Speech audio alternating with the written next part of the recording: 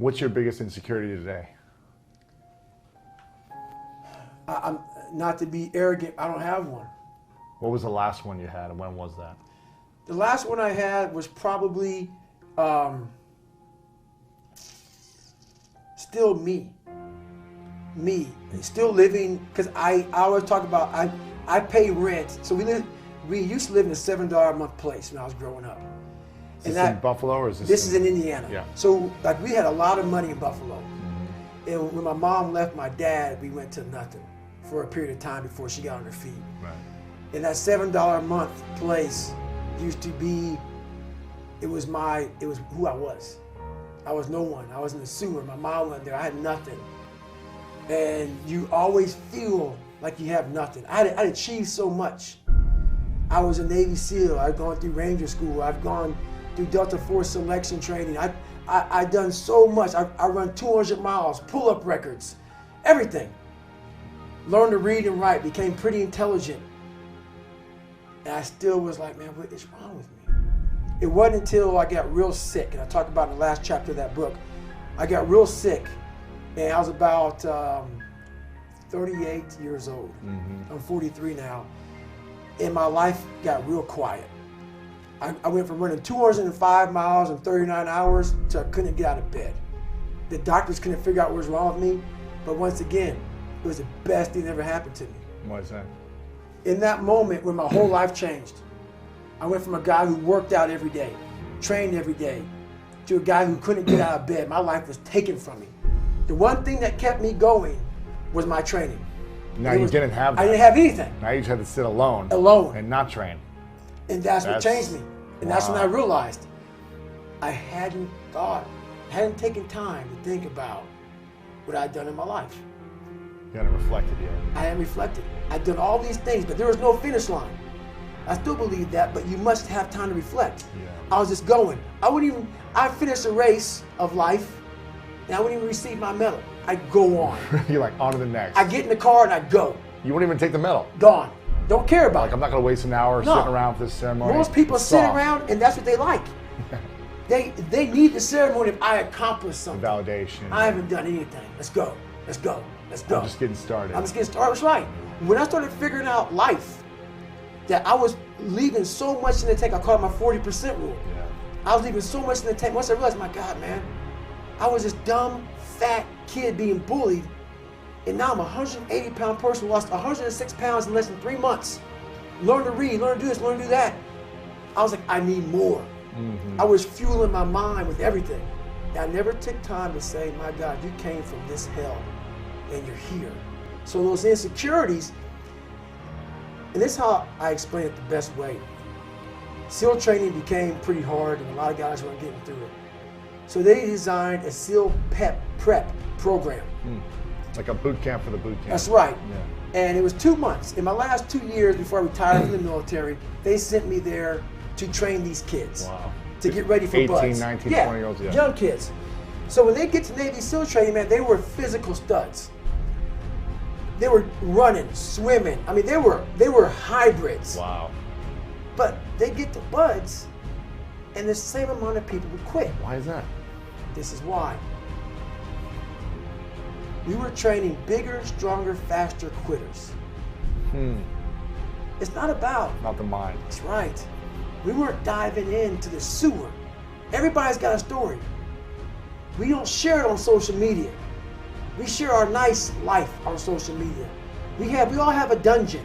I'm just willing to talk about mine. Yeah. Most of us aren't willing to talk about it. I'm going to talk about my dungeon. I wasn't getting into the dungeon of these guys' minds. I wasn't building that so-called mental toughness. Mental toughness isn't something that you sample. It's something that you live in every day. So when something hard would happen to these kids, like in Hell Week, it would draw on something that made them very insecure. And they look for comfort. Whenever hardness comes, and you don't know what it is, it may be different for you than it is for me, but you go back to your insecurities. And then when you go back to your insecurities, you then look for comfort within those insecurities. And we all look for that cookie that your mom used to give you when you were sad, when you were sick. We look for our wife or our husband. We look for comfort. It's in those moments you must retrain your mind to think differently in health. I wasn't training them to do that. Why weren't you training? I wasn't training myself to do that because at that time, I was doing what I was told. These guys need to meet a standard. Physical standard. A physical standard. The physical standard is not what they need to meet. It's a mental standard you must meet in life. So going back to when I was sick, I was hitting the physical standards. I wasn't meeting the mental standard. The mental standard is you must know how far you've come. Wow. I had come 8,000 miles from where I started. But if you never know that, you're still in the $7 a month place. When I was sick, I was able to slow it down and reflect back on my entire life. And in that bed, and I thought I was dying, because that story is long, that sick portion of my life is long. I didn't care if I died or lived, because I was for the first time in my life happy and at peace. Because I reflected back on where it started. You said, wow, I have come a long way. That's right. And no one saved me. It wasn't like someone came down here and guided me through life. When you figure this out on your own, the amount of pride and dignity and self-respect you have. That's why I walk around the streets with a backpack and just like, I don't need anything else. Yeah. You figure it out by going inside yourself, by callousing over the victim's mentality. You're always a victim, even if you have everything in life, until you realize what you've achieved. You have to first realize what you've achieved. And my mom has accomplished so much in her life since my father, but she hasn't done that one step. Really? She doesn't acknowledge it and reflect She back? continues to go back to the dungeon of her past life. And live in that space. And live in that space versus living the space that she's in now and reflecting back on, my God, this is what I've done with my life. So.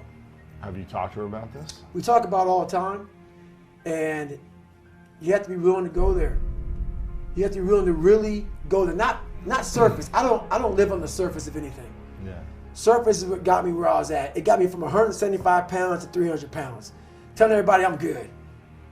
I don't give a damn. I'm good. No, they're hollow words. A lot of us speak in hollow words. I used to speak in hollow words. I don't do it anymore. Everything that comes out of my mouth has substance. It's real. And we all have these feelings in our bodies, in our minds, in our souls. I act on mine.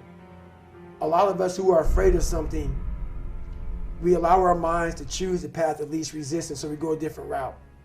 When I'm afraid of something, it's telling me you must conquer do this that. thing. You must do that. Yeah. You have to go that way. And most of us don't understand that mentality. We go left and we wonder why we haven't fulfilled something in our lives.